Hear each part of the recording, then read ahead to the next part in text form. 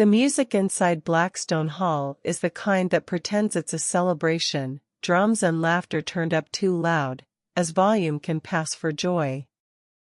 Lantern light spills over the stone arches, warm and gold, but Serafina Vale can still feel the cold underneath it.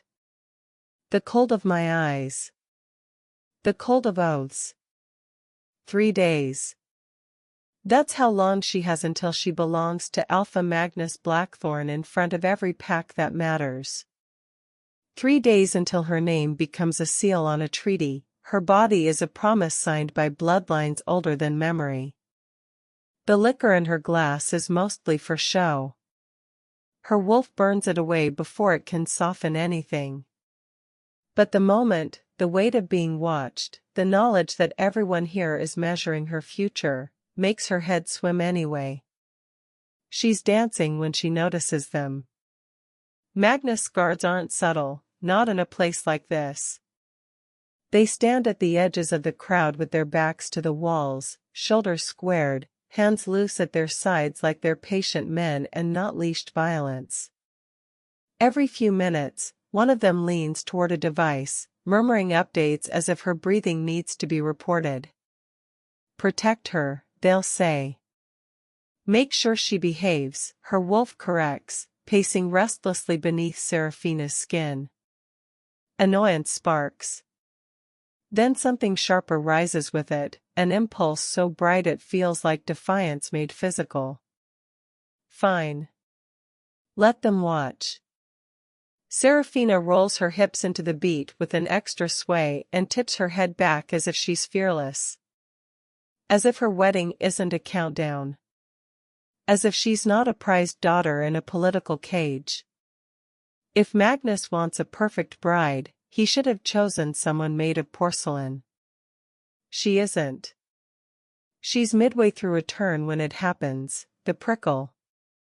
A warning sliding down her spine like a claw dragged gently over skin. Her smile falters. Not the guards. This is different. Serafina's gaze cuts through bodies, through swinging sleeves and flushed faces, through the haze of smoke and perfume, until she finds the stillness in the room. A man leans against the far wall beneath an archway, half-shadowed, as if the light avoids him on instinct. He doesn't look like a pack. No crest pinned to his coat. No polished obedience. His presence is quiet in a way that makes everything else feel loud. And his eyes. Storm dark. Unblinking. Locked on her like he has been waiting. Serafina forgets the rhythm for one stunned heartbeat. Her wolf surges up so hard it's almost painful, a full body yes she can't explain. Recognition without memory. Hunger without permission. The air between them tightens, and something unseen threads from her chest to his like a line pulled taut. Mate. The word isn't thought so much as felt, an instinctive, furious certainty that makes her breath catch. No. That's impossible. Magnus is not her mate. Magnus is a decision made by council votes and border maps, not by fate. Fate doesn't get a seat at the table. Across the room, the stranger's jaw ticks as if he's felt it too. He doesn't smile. He doesn't soften. If anything, the look in his eyes goes darker, like restraint sharpened into a weapon. Serafina's skin heats. She tells herself it's the crowd, the lanterns, the movement. But her wolf presses forward, suddenly restless, suddenly desperate, like it has been starving and only now smelled food. Let them report this, she thinks viciously. She dances harder. Not for the room. Not for the friends cheering her name. Not even to spit in Magnus' face through his guards. For the stranger who doesn't blink. For the line between them that hums with something electrical, something that crackles at the edges of her senses like lightning searching for ground. The stranger's gaze follows every movement with a focus that feels almost reverent, and that's what shakes her most. Predators don't look like that. Not when they plan to take it. Serafina's hand slides up her own arm, slow, deliberate. She turns so the lantern light schemes the curve of her throat and the sweep of her hair. The crowd noise becomes distant, muffled, as if the hall itself is holding its breath. She shouldn't want this. She shouldn't want him. But the wanting is already there, blooming hot under her ribs. Then her vision tilts. Just slightly. Serafina blinks, annoyed, until the floor shifts again, soft and wrong beneath her boots. The lanterns smear into gold streaks. The laughter stretches thin, turning into something far away. Her wolf stumbles, abruptly sluggish, like someone poured snow into her veins. What? She tries to draw in a breath, and it doesn't fill her lungs right. The room narrows. The music punches too hard. Her stomach drops with a sudden, icy certainty. This isn't the heat of a stranger's stare. This is a trap. She turns toward Magnus' guards, but they're a blur now, faces melting into shadow and light. Someone calls her name, cheerful and bright, as if she's just spinning too fast. Serafina reaches for the nearest column to steady herself. She doesn't make it. Strong arms catch her as her knees give out, solid, sure, too familiar for a man she has never met. A scent hits her through the fog, pine and smoke and winter air, like a mountain storm. The stranger's voice is low near her ear, roughened by something that might be regret. "I'm sorry," he says, as the words hurt him. And Serafina understands, even as darkness folds over her, that the man holding her isn't here to flirt. He's here to take her. She just doesn't know yet who paid for her to disappear. Subscribe now so you're here for every turn this story takes. Her wedding was never meant to begin a marriage. It was meant to end her. Serafina didn't understand that truth at the moment. In the moment, there was only the floor sliding away and the sudden betrayal of her own body, limbs turning heavy, lungs refusing to draw a full breath, her wolf stumbling inside her like it had been struck. In the moment, there were arms around her. Strong. Steady. Too sure. And a scent that didn't belong in Blackstone Hall. Winter. Pine resin crushed under a boot. Smoke from a distant fire. The clean edge of a storm rolling down a mountainside. The stranger's coat brushed her cheek as he shifted her weight, and the contact hit her like a spark to dry tinder. Heat flared under her skin, sharp and wrong and right all at once. Her wolf, sluggish a second ago, jerked awake with a violent, panicked hunger. Mine. The word wasn't hers. It was instinct. It was animal. It was a claim that terrified her because it didn't feel like fantasy. It felt like recognition. Easy, a voice murmured near her ear. Low, roughened. Not gentle, exactly, controlled. Like a man holding himself in place by force. Serafina tried to lift her head. Tried to focus on his face. Darkness smeared at the edges of her vision, eating the lanterns, swallowing the crowd. His grip tightened in the smallest way as he turned, angling her away from prying eyes. She caught one brief glimpse of storm-dark eyes, close now, impossibly close, and something in her chest pulled toward him so hard it hurt. Mate. No. No, that was. Her thoughts broke apart like ice struck with a hammer. Voices swelled around them. Lady Vale, someone said, too bright, too rehearsed. Are you all right? Seraphina's tongue felt thick. She tasted copper and sweetness. Her stomach rolled.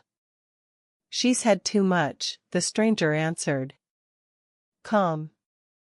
Confident. Like he belonged here. Like he'd done this before. I'm taking her out for air.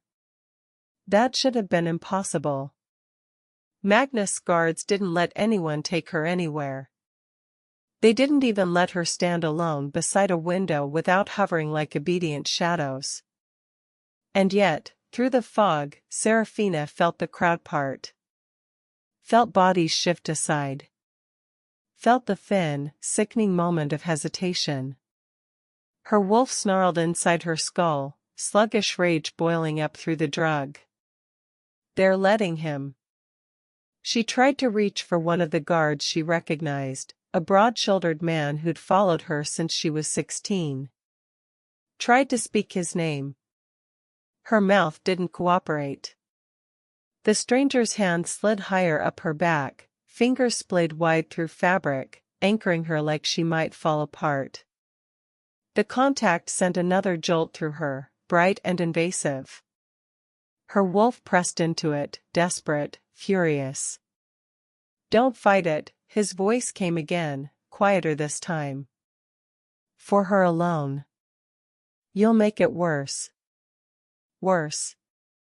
As if this was something that could still become worse. Seraphina tried to breathe. The air felt thick with perfume and smoke and human sweat. The hall swayed. And then the stranger moved, smooth and quick, guiding her through an arched doorway that led into a narrower corridor where the lantern light was dimmer and the stone walls drank sound. The noise of the celebration dulled behind them, like someone had shut a heavy door over it. Her pulse thudded in her throat. She tried to pull away. The attempt was pathetic. Her legs buckled, and the stranger caught all of her weight without a grunt, without a stumble. He lifted her more than supported her, tucking her against him as if she belonged there. Her wolf threw itself against the inside of her skin. Not to escape. To get closer. Wrong, Seraphina tried to tell it. This is wrong. This isn't. The corridor tilted. The stone beneath her feet became distant. She heard a soft click. A door opening. Cold air kissed her face like a slap, and for one heartbeat, clarity sparked. Night. Snow drifting in slow spirals beyond the outer archway. The courtyard lay pale under moonlight, the pack's black banners hanging heavy and still. They were outside. They were outside. Her stomach dropped with a sudden, lucid terror. Put me down, she tried to say. What came out was a rasp. The stranger paused. Just for a second. Enough for her to feel the tension coiled in his body, tight as drawn wire. Enough for his scent to wash over her again, pine and storm and something darker beneath it, something like blood held back behind teeth. His head lowered, and his mouth brushed the edge of her hair. I'm sorry, he said again, and this time there was something raw under the control. Something that didn't sound like victory. It sounded like a man stepping over a line he didn't want to cross. Seraphina's vision flickered. The moon haloed. The courtyard blurred. Somewhere behind them, the door to the hall creaked wider. Boots approached, measured, unhurried. A guard's voice, "Where are you taking her?" The stranger didn't turn. He didn't even tighten his hold. She needs air, he said, as if that settled it. As if his word carried weight. Tell your alpha she'll be back before midnight. Before midnight. A time. A promise. Seraphina clung to that word like it meant safety. Her wolf didn't.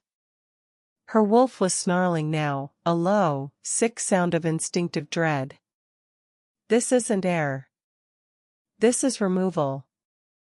This is taking. The guard hesitated. Serafina could feel it. Could feel the moment where obedience wrestled with suspicion. And then, faintly, from somewhere above, somewhere inside the hall, she heard a different sound. A soft tap of a cane against stone. Once. Twice. The guard shifted. The stranger moved again. Serafina's gaze dragged upward, toward the balcony that overlooked the courtyard. Toward the high windows filled with warm, dancing light. A silhouette stood there, half hidden by drapes. Tall. Still. Watching. Serafina tried to focus. Tried to see a face. The drug thickened, heavy as wet cloth thrown over her mind. She saw only the faintest motion, an arm lifting. A hand making a small, decisive gesture. A nod. Approval. Then the silhouette stepped back, swallowed by light and shadow, gone. Serafina's heart hammered. The world swayed. And the stranger carried her across the courtyard as if the entire pack had just opened a gate for him. Rowan Ashfall had learned a long time ago that most cages didn't need bars. They needed permission. He kept his pace steady as he crossed the snow-dusted stones, Serafina's weight cradled against his chest.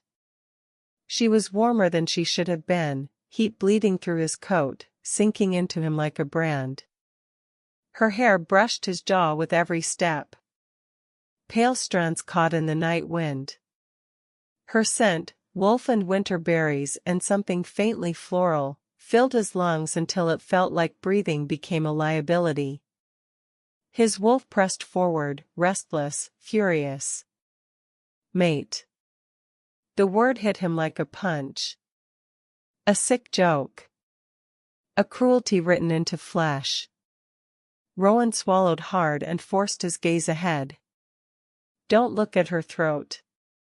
Don't listen to her breathing. Don't. His left hand twitched, and pain snapped through his forearm like lightning. Not natural pain. Contract pain. A burn that started under the skin and crawled up his nerves in sharp, punishing lines, a reminder that he didn't get to decide what he did tonight. He could still feel the inked sigil beneath his sleeve, the forbidden mark pressed into him weeks ago when he'd agreed to the terms. When he'd said yes with his mouth and his body had followed, because the alternative had been watching Lyra die slow. He adjusted his grip and felt Serafina's pulse flutter against his chest like a trapped bird. She made a soft sound, half protest, half weak plea, and his wolf surged. Protect. Rowan's teeth clenched so hard his jaw ached. Protect her from what? From him? He'd paid the bartender before he ever stepped into Blackstone Hall. Slid the vial across polished wood with fingers that didn't shake. Watched the man's eyes widen, then dart away, greedy and frightened all at once. Easy money. No questions. Rowan had told himself it was clean. Quiet. Fast. He was taking a bride-to-be out of a party. That was all. There were worse jobs in the world, bloodier ones, louder ones. He hadn't expected to smell her before he saw her. Hadn't expected the bond to slam into him across a crowded hall like a chain yanking tight. Hadn't expected his wolf to recognize her with a certainty that made nausea rise hot in his throat. Fate had a vicious sense of humor. Rowan crossed the last stretch of courtyard and headed for the side gate where shadow gathered thick. Beyond it, the pack's outer road curved toward the tree-line. His vehicle waited in darkness where snow had already begun to cling to the hood. He could do this in 3 minutes if the guards stayed back.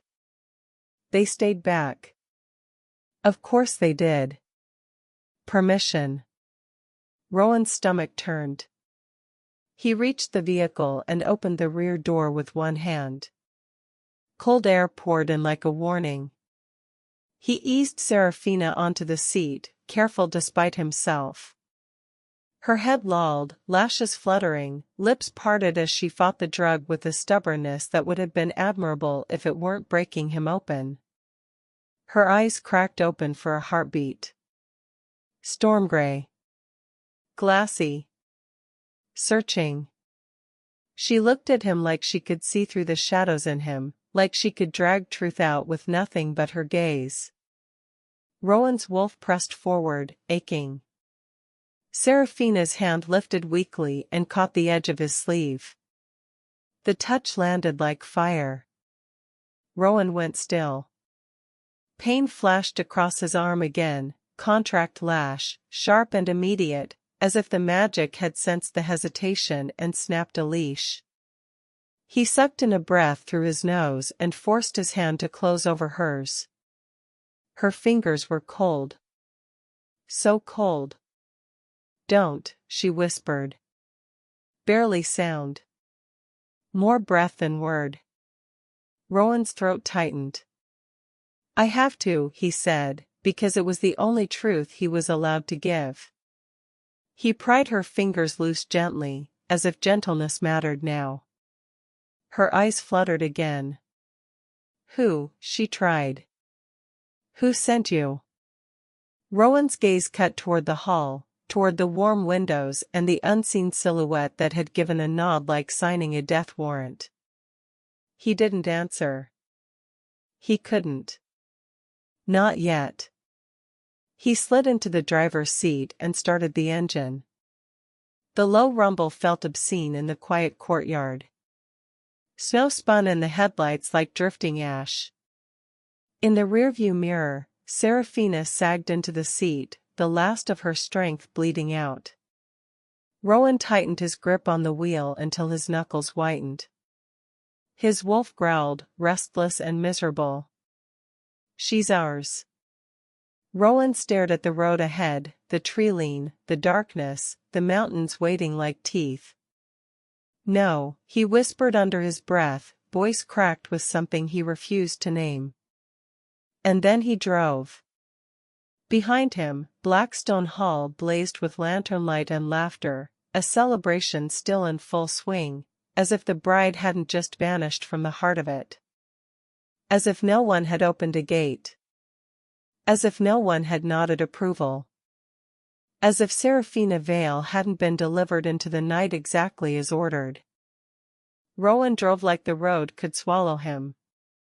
Snow thickened as the trees closed in, dark trunks, bare branches, white drifting in slow sheets across the windshield. The world beyond the headlights was nothing but shadow and storm, the kind of wilderness that didn't care about pack borders or bloodline titles. The kind that erased footprints before sunrise. In the back seat, Serafina Vale made a small sound. It wasn't a word. It was breathbreaking, a soft, helpless noise that punched straight through Rowan's ribs. His grip on the wheel tightened until pain lit his knuckles. Don't look back, he told himself. Don't smell her. Don't let your wolf. A pulse flared beneath his skin, hot and sharp, as if something inside him had snapped awake and demanded to be answered. Mate. The word rose again, brutal in its certainty. Rowan's jaw clenched. The sigil on his forearm burned like a brand pressed to fresh flesh, and the magic behind it hissed an ugly warning through his veins. Obey. He forced his gaze forward and kept driving. Serafina woke in pieces. The first thing she felt was motion, steady vibration beneath her body, the hum of an engine, the subtle sway of a vehicle moving over uneven ground. The second was cold. Not the polite chill of a stone hall warmed by lanterns, but true winter cold that seeped through cloth and skin like it was searching for bone. Her eyes snapped open. Dark ceiling. Dim light. A faint glow from the dashboard spilling back into the cabin. Frost feathered the edges of the windows. She tried to sit up. Pain lanced through her wrists. Her breath hitched, ragged and loud in the small space, and panic slammed into her so fast it made her dizzy. Bound. Her hands were tied in front of her with thick cord, the knot tight enough to bite. Her ankles, she couldn't see them clearly in the gloom, but when she flexed her feet, the resistance answered. The vehicle lurched over a bump and she swayed, shoulder striking the door. Pine. She could smell pine. Sharp sap and damp bark, crushed under tires. Metal. Cold metal and oil and leather. And beneath it all, fear. Not just hers. Her wolf's. Except her wolf wasn't roaring like it should. Her wolf was slow. Sluggish, as if moving through mud. A heavy, drugged lethargy that made it hard to summon claws or teeth. Hard to think. Hard to breathe. Serafina swallowed, throat dry. Her tongue tasted faintly sweet, like something artificial. Drugged. Her mind tried to splinter, tried to flee into hysteria. She forced it back with a grim, practiced iron. If she panicked, she died. If she stayed clear, she might. The front seat shifted. A silhouette moved slightly, broad shoulders outlined by the faint dashlight. One hand on the wheel. The other resting low, relaxed. A man built for violence who didn't need to look threatening to be deadly. Rowan. She didn't know his name, but she knew his scent now. It filled the vehicle like a storm trapped in metal. Serafina's chest tightened. Not only with fear. With something else, something that made no sense, something that made her skin go hot despite the cold. The pull. It hit her the moment she was fully awake, like an invisible hook sunk into her ribs and tugged toward the man in the front seat. Her wolf stirred, weak but desperate, pressing toward him with a sickening hunger. Mine. Her stomach rolled. No, she rasped, voice raw. Stop the car. The man didn't turn his head. You're awake. Not a question. Not concern. Just acknowledgement, controlled and flat. Where are you taking me? Silence stretched, broken only by the tires on snow-packed road. Then, quietly, somewhere you won't freeze. Serafina barked a short, humorless laugh that turned into a cough. How generous. His shoulders tightened almost imperceptibly. The bond, because it had to be a bond, nothing else made sense, flared again, sharper. It wasn't gentle. It wasn't romantic. It was a physical insistence, an ache that wanted proximity the way lungs wanted air. Serafina gritted her teeth and pulled at the cord. Pain bit deeper. Untie me. No. I'm not your prisoner. The man's voice came even colder. Tonight you are. Her wolf surged, furious, and for a heartbeat Serafina felt claws scraping inside her skin, straining to get out. She wanted to lunge forward, bite, tear. But her body remained heavy, drugged, slow. The helplessness tasted like blood. Serafina leaned back, forcing her breathing steady. If she couldn't fight with force, she would fight with information. You're rogue, she said, watching his profile. No crest. No pack scent. You don't belong at Northcrest events. His jaw flexed. You talk too much. And you answer too little. The vehicle slid around a bend. Trees crowded closer, taller, darker. The road narrowed until it felt like they were being swallowed by the forest. Serafina's pulse hammered.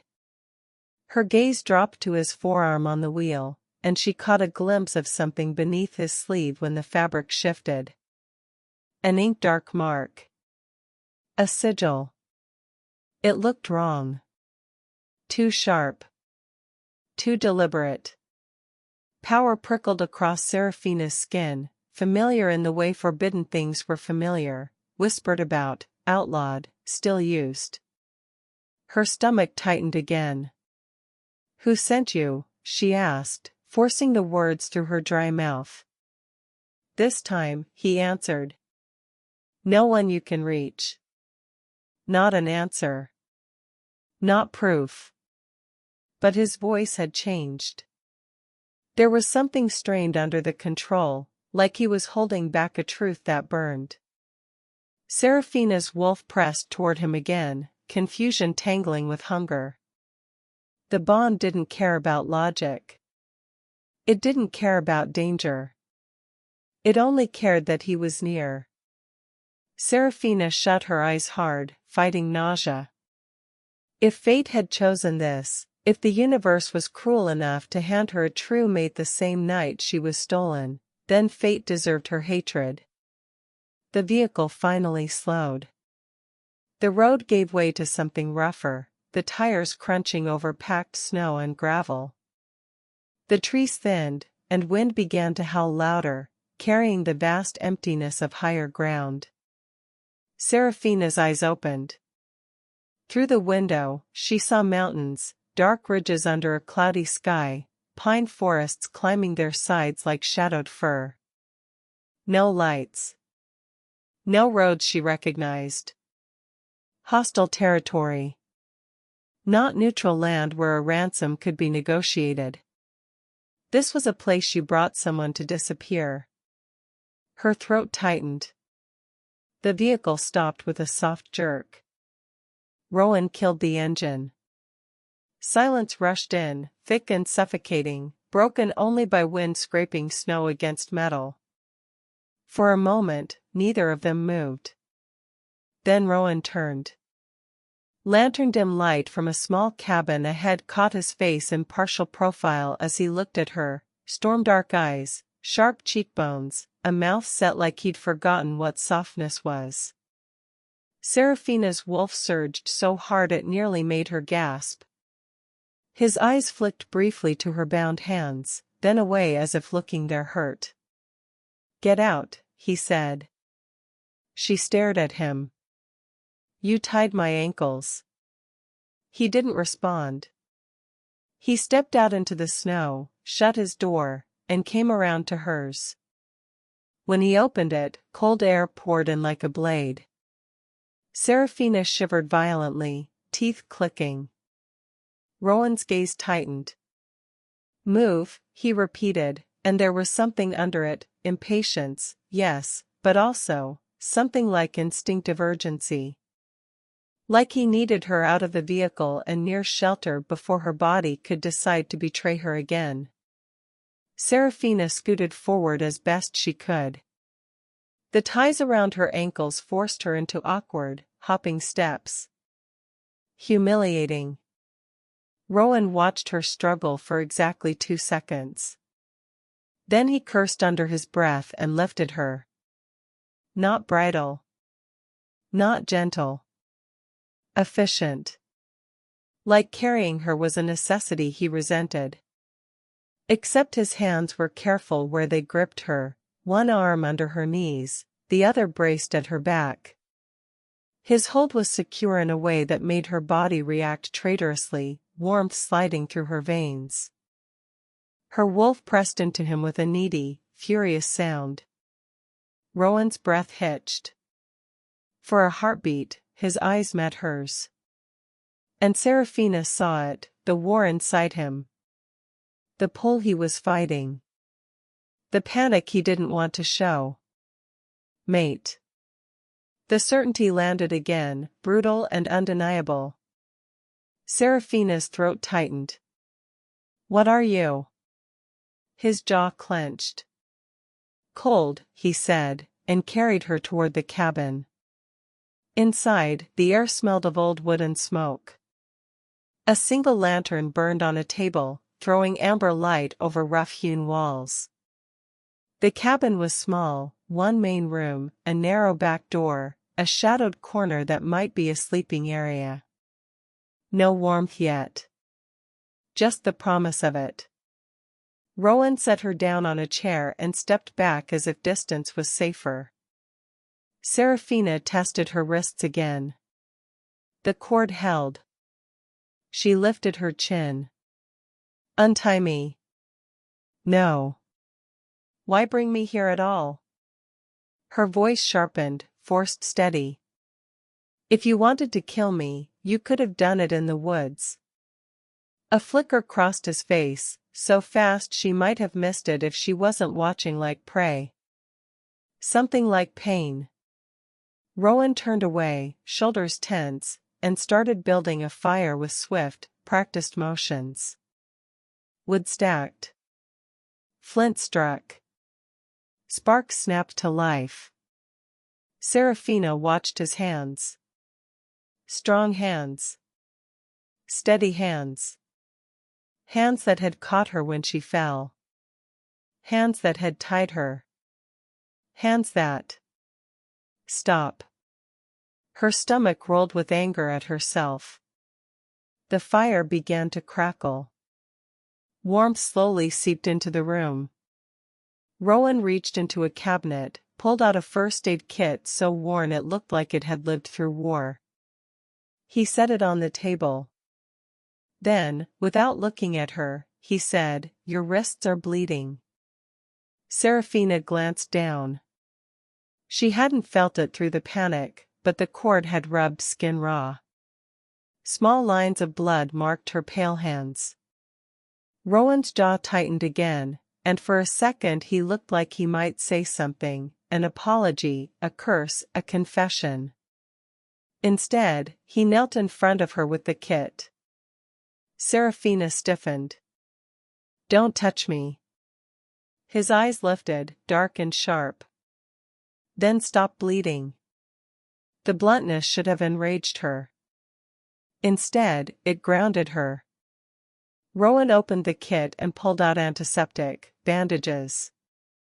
His hands hovered near her wrists, as if asking permission without words. Serafina's wolf surged, not with fear, but with a terrible, aching want. Let him. Her breath caught. She hated her wolf. She hated fate. She hated. Rowan's fingers brushed her skin. Heat shot through her body like lightning finding its path. Serafina jerked instinctively, a small gasp escaping her before she could stop it. Rowan froze. His eyes shut for a brief, brutal moment, as if bracing against a blow. When he opened them, his gaze was harder. Colder. "Don't," he said, voice low. Serafina's pulse hammered. "Don't what?"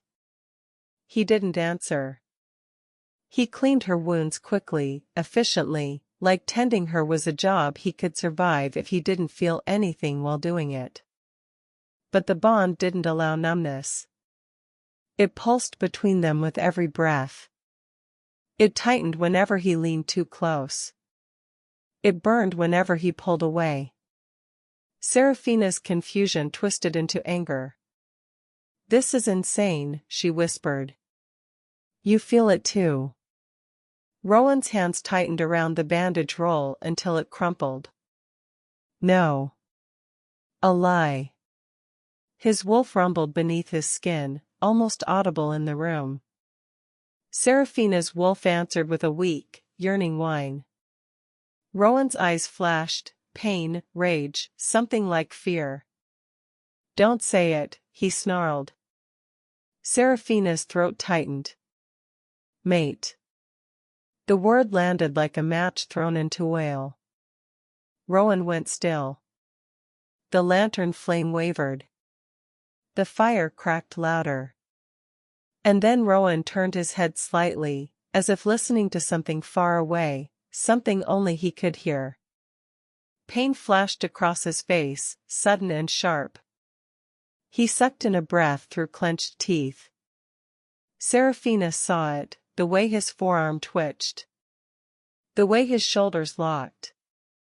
The way his body fought itself. That sigil. That mark. Magic. Rowan forced his expression back into stone and stood abruptly. Get some rest. Untie me. Rowan didn't look at her. Sleep.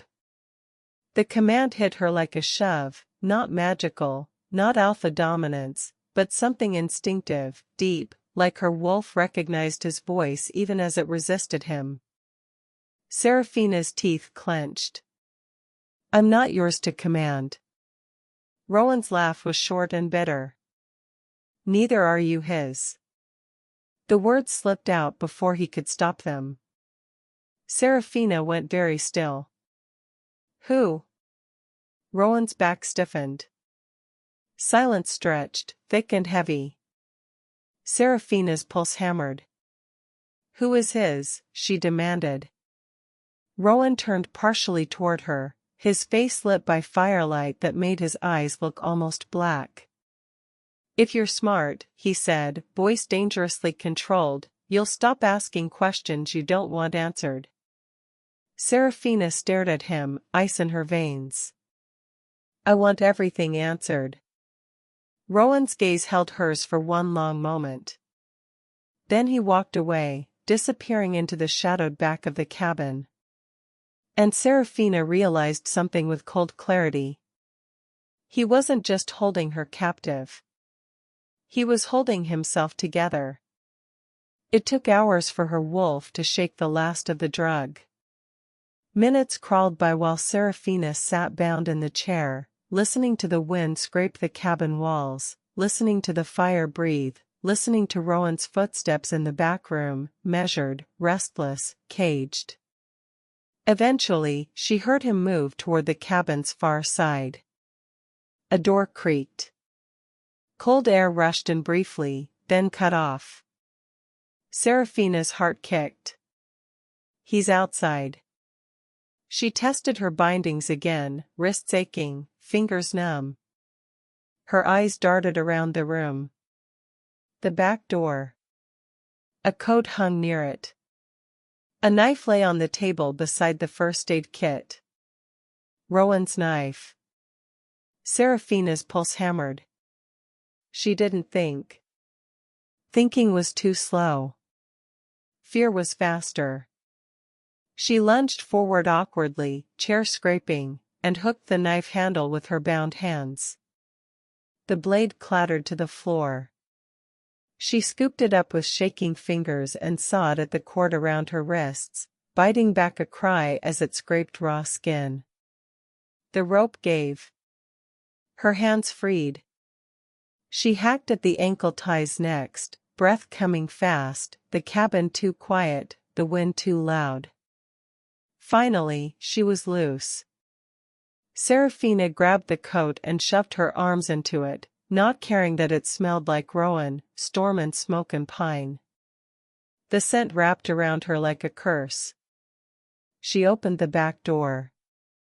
Wind slammed into her, icy and vicious.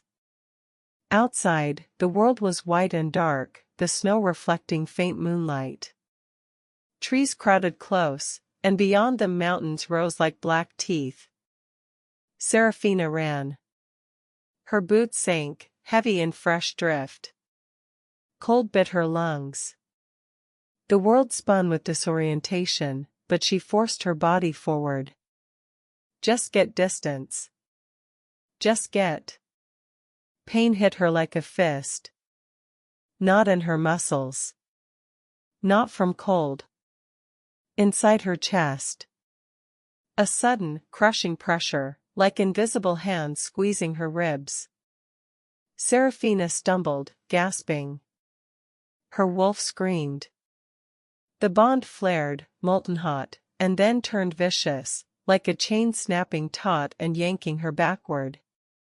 Serafina fell to her knees in the snow, choking, vision sparking white. What is?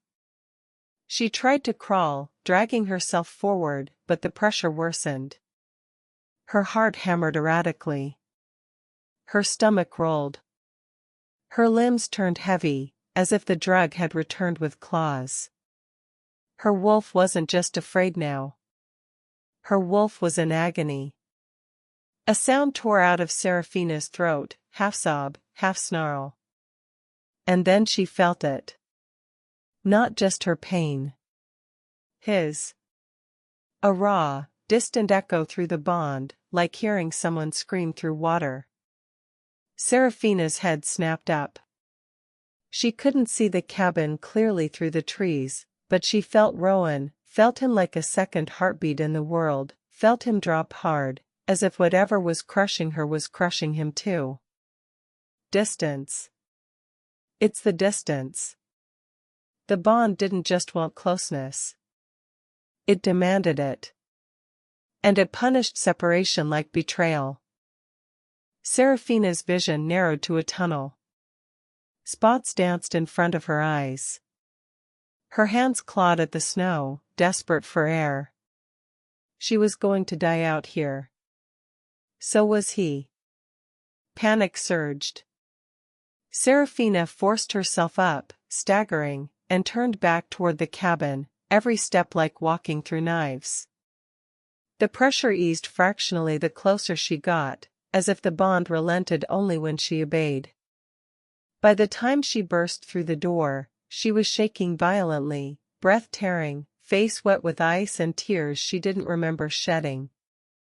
Rowan was on the floor. He'd crawled halfway into the main room, one hand braced against the boards, the other clutching his forearm where the sigil lay beneath his sleeve. Sweat beaded on his temples despite the cold. His face was twisted in pain, teeth bared like a wolf caught in a trap. His eyes lifted when she stumbled in. For a heartbeat, something wild flashed there, relief, rage, horror. "You," he rasped. Serafina slammed the door shut and sagged against it, gasping. "What is this?"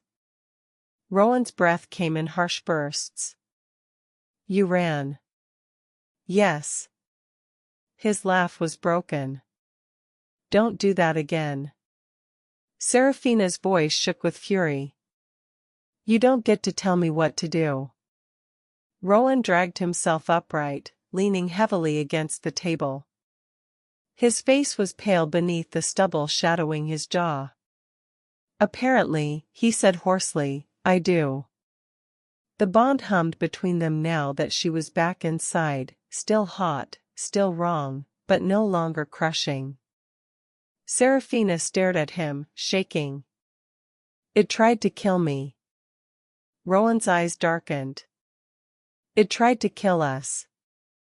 Serafina's throat tightened. "Why?" Rowan's gaze flicked away, to the fire, to the window, anywhere but her. "Because fate is a sick bastard," he muttered. Serafina took a step closer before she could stop herself, drawn by instinct as much as anger. "Say it."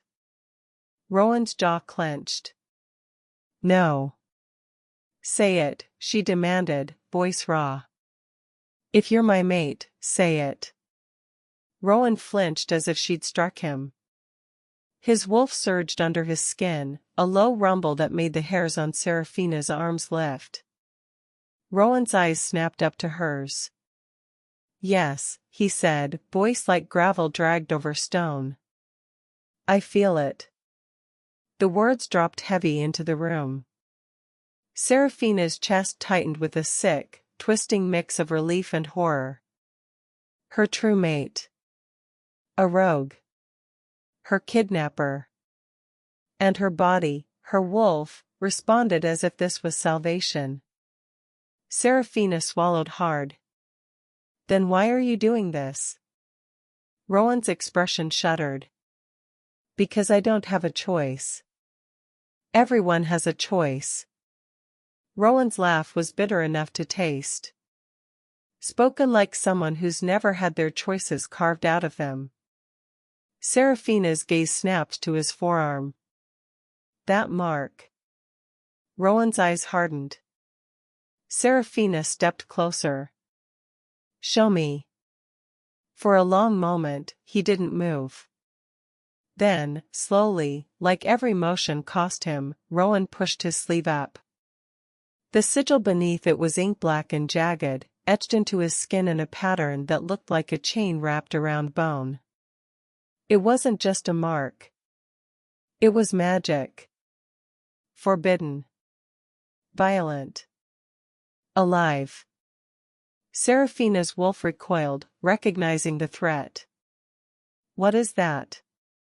Serafina whispered. Rowan's voice came low. A contract. A contract doesn't do this, she said, gesturing between them, at her shaking hands, at the lingering pain in her chest, at his sweat-slick skin. Rowan's eyes burned. This one does. He turned away abruptly, pacing a tight line near the hearth like a wolf too confined to rest. His breathing was still uneven. Serafina watched him, mind racing. Who made it?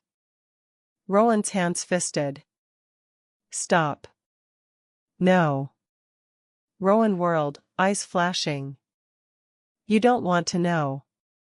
Serafina's voice sharpened into steel. Yes. I do. Rowan stared at her like he was measuring how much truth she could survive.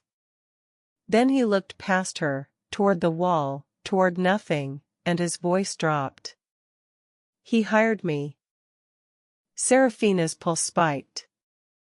Who? Rowan's throat worked. Your fiancé.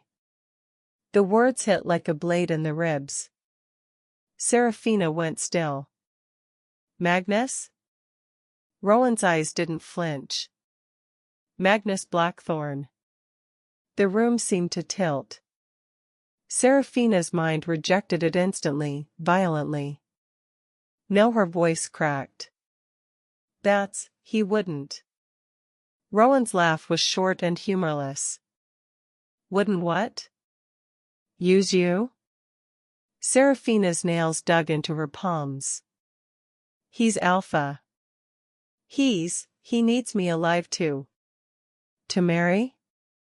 Rowan's eyes flashed. That's the lie they fed you. Serafina's stomach rolled. She forced the words out. Then what is this? Rowan's jaw clenched hard enough to tremble. Removal. Serafina's throat tightened. For ransom? Rowan's gaze turned darker. There is no ransom. Fear slid cold down Serafina's spine. She heard herself whisper, then why? Rowan's voice cracked, just slightly. Because he ordered it. Serafina staggered back half a step, like the air had struck her. Rowan's expression twisted, pain and disgust warring across his face.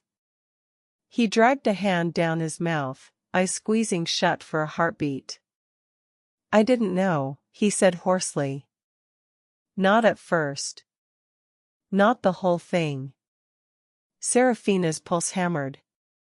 The whole thing being. Rowan's shoulders rose and fell with one heavy breath. He wants you dead. Silence slammed into the cabin. Serafina's ears rang. Her mind tried to find purchase, any place where that sentence could be false. Any angle where it could be twisted into something that made sense. But it didn't. Magnus wanted her dead. Her wolf went completely still, as if even it had frozen. Serafina's lips parted. Why would he? Because you're a symbol, Rowan snapped, and immediately looked like he regretted raising his voice. He swallowed hard. Because your death is leverage. A spark. A reason to point at someone else and start a war. Because once you're gone, he gets the grief, the outrage, the excuse, and the power. Seraphina's knees felt weak. She forced herself upright with sheer spite. And you're helping him. Rowan's eyes flared. You think I want this? Then stop. Rowan's face twisted. He shoved his sleeve down hard, covering the sigil like hiding it would make it less real. I can't, he said, and there was something ugly and helpless under the words. If I refuse, it kills me. Seraphina's pulse jumped. The contract. Rowan nodded once, sharp. It's not paper and ink. It's binding. If I disobey an order, my body punishes me until I comply. Seraphina's gaze slid to the way he'd collapsed outside, to the sweat, the tremor, the raw agony. And it doesn't just bind you, she whispered, thinking of the way her own chest had crushed when she ran. Rowan's eyes darkened. No. Seraphina's throat tightened. Why would you agree to something like that? Rowan went very still. When he spoke, his voice was quieter. Older. Because my sister was dying. Seraphina's breath caught. Rowan's gaze turned distant, fixed on something that wasn't in this cabin. Lyra. She's young. Too young for this. He found her. He found what she is, what she can do, and he used it. When she tried to refuse him, Rowan's mouth tightened. She started to fail. Like her body couldn't hold itself together anymore. He told me how to stop it. Seraphina's stomach twisted. By signing yourself over. Rowan's jaw clenched. By taking the contract in her place. A horrible, aching understanding spread through Seraphina's chest. He wasn't a monster. He was a weapon someone had forged out of desperation. Seraphina's wolf stirred, weak but present, and the bond pulsed, faintly softer now, like it recognized pain in him that matched pain in her. Seraphina hated that. She hated that she could feel it. She swallowed hard. So he ordered you to take me. Rowan's eyes met hers, bleak. Yes. And then what? Seraphina whispered, voice barely sound. Rowan's throat worked. His gaze flicked away. Seraphina already knew. Her body knew, the way it tightened, the way nausea surged. Say it, she demanded, tears burning hot behind her eyes. Rowan's voice came low, brutal. He ordered me to kill you. Seraphina's world narrowed to a single point. The wedding. The guards. The nod of approval from the balcony. Not protection. Permission. Her stomach turned, and she grabbed the chair back to steady herself, fingers white-knuckled. Magnus had watched her vanish and approved. He hadn't been furious. He hadn't been surprised. He had been satisfied. Seraphina's breath shook. Her wedding was a lie. Her engagement party had been a stage. Her life, her bloodline, her body, her future, had been a price. She lifted her head slowly, eyes burning. He never intended to marry me. Rowan didn't speak. He didn't need to. Seraphina's voice came out colder than the snow outside. He intended to bury me. The words hung in the cabin like smoke that wouldn't clear. Rowan didn't contradict her. He didn't offer comfort. He stood by the hearth with his hands clenched at his sides, shoulders tight, as if his body had become a cage and he was rattling the bars from the inside. Serafina's mind kept trying to reshape reality into something safer. Magnus was cruel, yes. Strategic. Cold. But murder? Her murder? The bond between her and Rowan pulsed, hot, relentless, like it was the only true thing left in a world made of lies. Outside, wind scraped the walls, impatient and hungry. Inside, the lantern flame dipped. Rowan's head snapped up, eyes narrowing, as if he'd heard something she hadn't. Then Serafina heard it too. A faint crackle. A chime, distorted, coming from the inner pocket of Rowan's coat, draped over a chair. Rowan went still. His gaze flicked to Serafina, and something bleak moved behind his eyes. "No," he said. Serafina's stomach dropped. "What is it?" Rowan crossed the room in 3 strides and yanked the coat toward him. His fingers dug into the pocket and came out with a small black device, packed tech, sleek and expensive. Too expensive for a rogue. It buzzed again, low and insistent. Rowan stared at it like it was a snake. Serafina's throat tightened. "Magnus." Rowan didn't answer. He pressed a button. The device crackled. And then Alpha Magnus Blackthorn's voice filled the cabin, smooth, measured, calm enough to be casual. "As scheduled," Magnus said, as if ordering a glass of whiskey instead of a death. "Confirm location." Serafina's lungs refused to draw a full breath. Rowan's jaw clenched so hard it trembled. Magnus continued, unhurried. "You have what I paid for. Complete the contract." A pause, like a man checking the time. "Kill her." The words landed with the weight of a gavel. Serafina's vision sharpened painfully. The fire snapped. The wind hissed. Her pulse hammered so loud it drowned everything for a beat. Rowan's fingers tightened around the device until the plastic creaked. "No," Rowan said. 1 syllable. Flat. Final. Silence on the line. Then Magnus chuckled, soft, almost amused. "Do you feel that, Ashfall? That tug in your chest? That inconvenient little truth you weren't hired to have?" Rowan's eyes flashed, rage, pain, something feral. Magnus' voice stayed even. "Your sister's life is collateral. You know the terms. Finish it." Serafina watched Rowan's throat work as if swallowing glass. "No," he said again. Louder, rougher. "I won't." For a heartbeat, nothing happened. Then the contract answered. Rowan's body jerked like a wire had snapped inside him.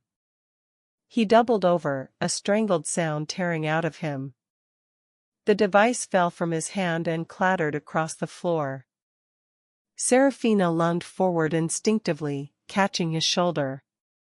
Heat exploded through her palm, bonfire, bright and desperate.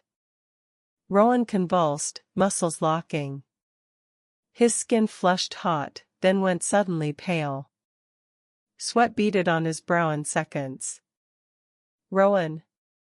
His name tasted wrong in her mouth and right in her bones. Rowan's teeth clenched so hard she heard them grind. Blood welled at the corner of his mouth. Then his forearm, beneath his sleeve, began to glow faintly, as if the inked sigil had become a living thing feeding on him from the inside. "Don't," he rasped, voice breaking. "Don't touch." Too late. The moment her skin met his, Serafina felt it. Not just the bond. The contract's hunger.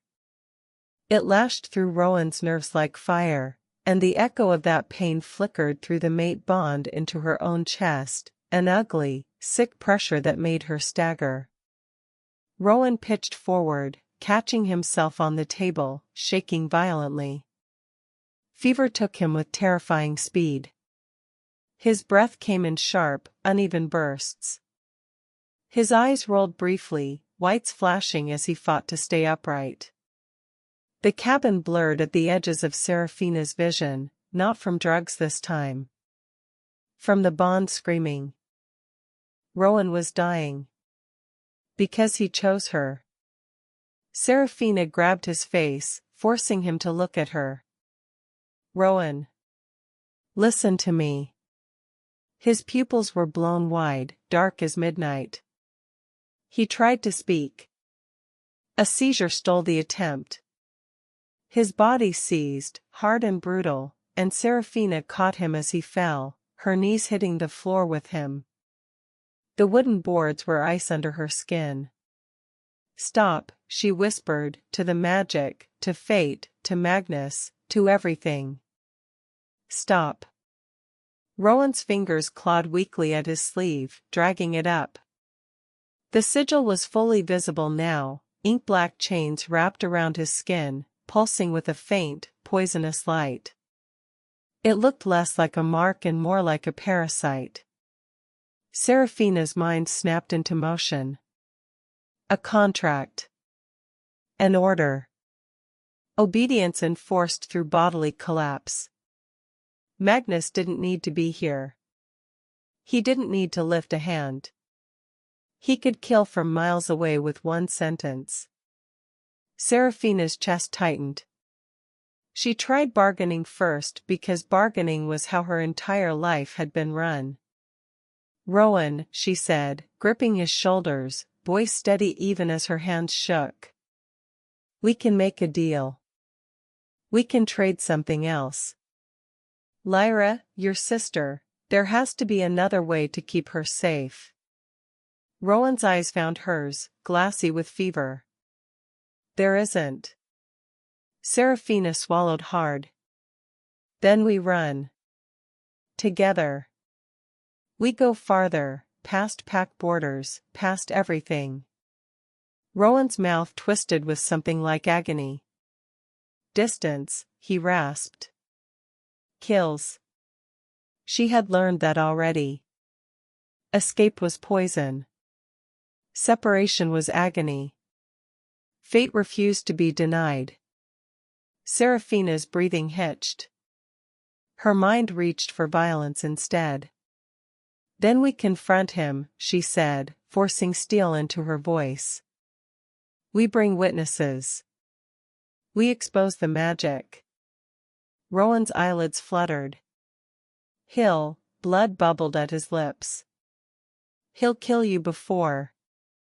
Let him try, Seraphina snarled. Rowan's gaze sharpened for a heartbeat, wolfish, protective, and then pain tore it away again. Another spasm rolled through him. His head hit the floor with a dull thud. Seraphina's panic rose so fast it tasted like bile. Nothing worked. The contract wasn't a lock you could pick. It was a noose. And it was tightening. Seraphina pressed her forehead to Rowan's, breath shaking. Tell me the terms. Rowan's voice came out broken. Order must be fulfilled. Seraphina went still. Fulfilled. Her mind latched onto the word like a blade finding a seam. If the order is fulfilled, she whispered, the contract ends. Rowan's eyes widened slightly despite the fever, understanding dawning with horror. No, he rasped instantly. No. Seraphina's stomach turned. The loophole was a grave. If the order was fulfilled, the magic snapped. If the magic snapped, Rowan lived. And the only way to fulfill it. Seraphina's throat tightened until it hurt. She thought of Magnus' guards watching her dance. Of the approving nod in the balcony shadows. Of a wedding meant to be a funeral. She thought of her entire life, spent being useful, obedient, political. Never chosen. Never loved for herself. And then she looked at Rowan. At the rogue forced into a cage of pain. At the mate bond screaming between them like lightning trapped in flesh.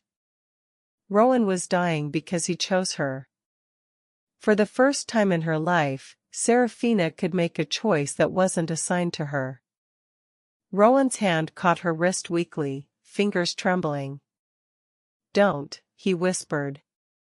"I won't." "You don't get to decide this for me," she said, voice trembling but clear. Rowan's eyes glistened with fever sweat and something dangerously close to grief. "I won't kill you." Serafina swallowed hard. "You won't." She crawled away from him just long enough to reach the table. Her fingers closed around the knife. Rowan's knife. It felt heavy, cold, final. She came back to him and sank to her knees, the blade hidden against her thigh. Rowan tried to push himself up. Another convulsion slammed him back down. "Serafina," he rasped, voice splitting. "No." She pressed her palm to his cheek and forced him to look at her. "Rowan." Storm eyes. "Listen." His gaze locked on hers, frantic. "This is the only way out," she whispered. "No." "Yes." Rowan shook his head, a small, broken motion. "I'd rather die." "And I'd rather live," she said softly, "but Magnus took that from me the moment he bought my death." Rowan's breath hitched. "I can't." "You can," she said, and her voice steadied, strangely calm. "Like stepping into cold water after fire. Not because you want to. Because I'm telling you to." Her wolf rose inside her, not trembling now. "Certain." Serafina placed the knife in Rowan's hand. His fingers spasmed around it instinctively, grip tightening like a reflex. His eyes went wide, horror flooding them. Serafina leaned closer until her forehead pressed to his. "Look at me." Rowan's breath was ragged. "Serafina." "Look at me," she repeated, and there was command in it, pure, instinctive, mate deep. Rowan's gaze snapped to hers. The bond flared so bright it hurt. Serafina guided his trembling hand up, positioning the blade where her heart beat hard against her ribs. The metal kissed skin. Cold. Her wolf screamed. Not in fear. In rage. In grief. In love she hadn't asked for and couldn't deny. Rowan's whole body shook. Tears streaked down his temples, lost in sweat. "I can't," he whispered, broken. "You can," Serafina said, voice barely audible. "And you will live." She pressed her hand over his, steadying it. Forced him to hold still. Forced him to stay with her. She drew in one breath, full, deliberate. And then she pushed. The blade slid in. A sharp, shocking pain bloomed, white-hot, immediate, followed by an almost surreal quiet as her body realized what was happening. Rowan made a sound that wasn't human. The mate bond detonated. It screamed through her veins like lightning tearing a path, through his chest, through the cabin, through the air itself. And then... silence. Not peace. Absence. The bond went dead so abruptly Serafina felt hollowed out. The contract snapped with it.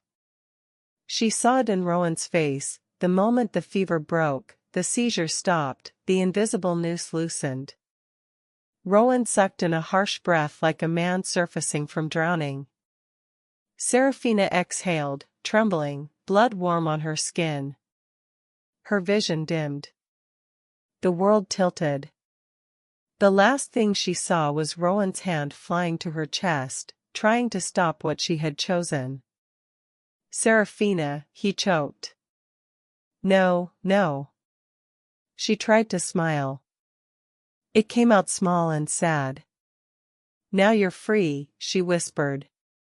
And then the dark took her. Footsteps crunched in snow. Voices. Harsh wind. Rowan's world narrowed to the body in his arms, too still, too cold, too wrong. Serafina's blood stained the boards and his hands and his mouth as he pressed kisses to her forehead like that could pull her back. The cabin door slammed open. Step away, a voice commanded. Rowan's head snapped up. Magnus Blackthorn filled the doorway in a dark coat lined with fur, snow dusting his shoulders like ash. His expression was composed, almost bored, until his gaze landed on Serafina's body. Then something like satisfaction flickered. Good, Magnus said. Rowan's vision went red. He surged to his feet. And froze as more figures poured in behind Magnus. Not just guards. Northcrest elders, faces pale with shock. A rival pack scouting party in battle leathers, weapons ready, drawn by the emergency flare Serafina had managed to trigger earlier with shaking hands and stubborn spite, her signet ring, still on her finger, now glowing faintly where she'd crushed its hidden seal against the hearthstone before she chose the blade. Witnesses. Magnus' eyes narrowed. What is this? Rowan stepped forward, blood on his hands, grief in his throat like a blade. This, Rowan said, voice shaking with rage, is what you ordered. He shoved his sleeve up. The ink-black sigil pulsed, still visible but dimmer now, chains without power. Murmurs ripped through the cabin. Forbidden magic. Oath-binding. Pain contracts. Magnus' composure tightened. That means nothing. A soft, broken voice came from the doorway. No, it said. It means everything. A young woman stepped into the light, pale, shaking, eyes too old for her face. Lyra. Rowan's breath caught. Lyra. She looked at him like her heart was splitting. Then she looked at Magnus. He did it, Lyra whispered, voice trembling but clear. He bound me first. When I refused, my body started to fail. He told Rowan he could stop it if he took the contract instead. The elders' faces hardened. The rival scouts shifted, weapons raising. Magnus' smile thinned. You're all very emotional. Rowan's hands clenched. He wanted to tear Magnus apart. But Serafina had not died for revenge alone. She had died for truth. Rowan's voice went low, deadly. Tell them why you wanted her dead. Magnus' eyes flicked to the elders, calculating, measuring. Then he shrugged, as if honesty was simply another strategy. War needs a spark, he said. A princess's murder makes a fine one. Grief makes men obedient. Fear makes borders easy to redraw. One of the elders stepped forward, shaking with fury. You used our bloodline. Magnus' gaze was cold. I used what you offered. Rowan's vision blurred with rage. Lyra stepped closer, voice cracking. And you were going to let him kill her and keep me alive as proof you were merciful. Magnus' eyes flashed, warning, threat. Lyra flinched but didn't retreat. The elder lifted a hand. And the room answered. Chains of authority snapped into place, not magical ones. Real ones. Northcrest guards turned their blades not outward, but inward, surrounding Magnus. The rival scouts held position, grim and ready. Magnus' expression tightened. You can't. We can, the elder said, voice like stone. And we will.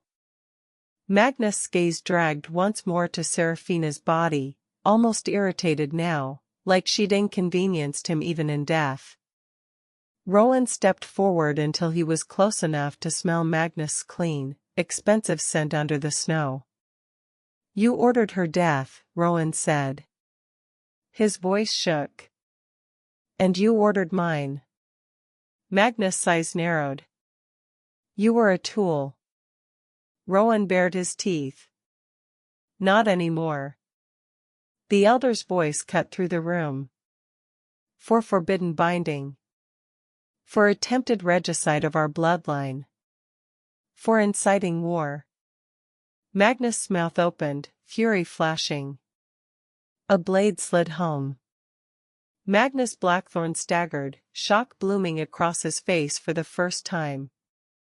He fell in the snow outside the cabin, breath steaming, eyes wide, power bleeding out of him with his blood. The war he planned died with him. Wind swallowed his last sound. Rowan dropped to his knees beside Seraphina.